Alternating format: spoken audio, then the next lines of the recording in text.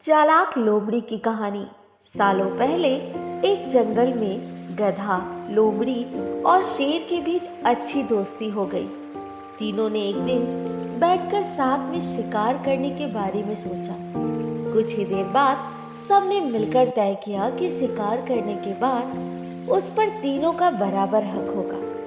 ये फैसला लेने के बाद तीनों दोस्त शिकार के लिए जानवर की तलाश में जंगल की ओर निकल पड़े। कुछ ही दूरी पर उन तीनों को जंगल में एक हिरन दिखाई दिया। एकदम तीनों ने हिरन पर झपटा मारने की कोशिश की। उसे देखते ही वो तेजी से दौड़ने लगा।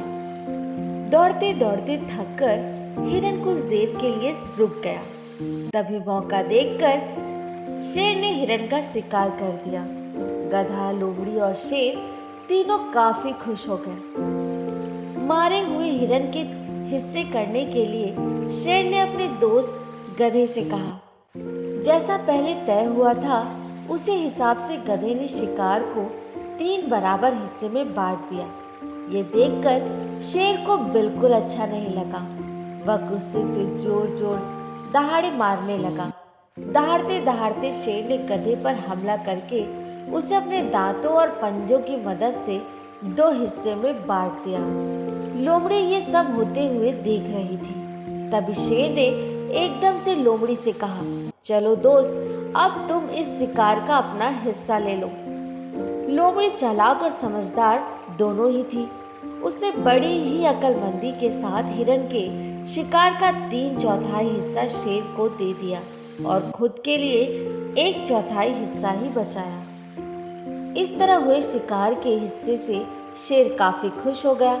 उसने हंसते हुए लोमड़ी से कहा, अरे वाह, तुमने एकदम मेरे मन का काम किया। तुम्हारा दिमाग काफी तेज है। इतना कहते ही शेर ने लोमड़ी से पूछा, तुम इतनी समझदार कैसे हो? तुम्हें कैसे पता चला कि मैं क्या चाहता हूँ? तुमने इतना अच्छे से शिकार का हिस्सा लगाना कहाँ से सीखा?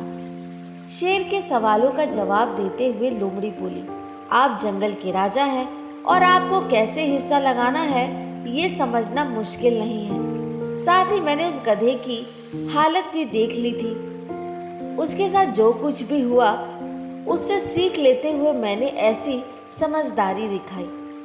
जवाब सुनकर शेर काफी खुश हुआ।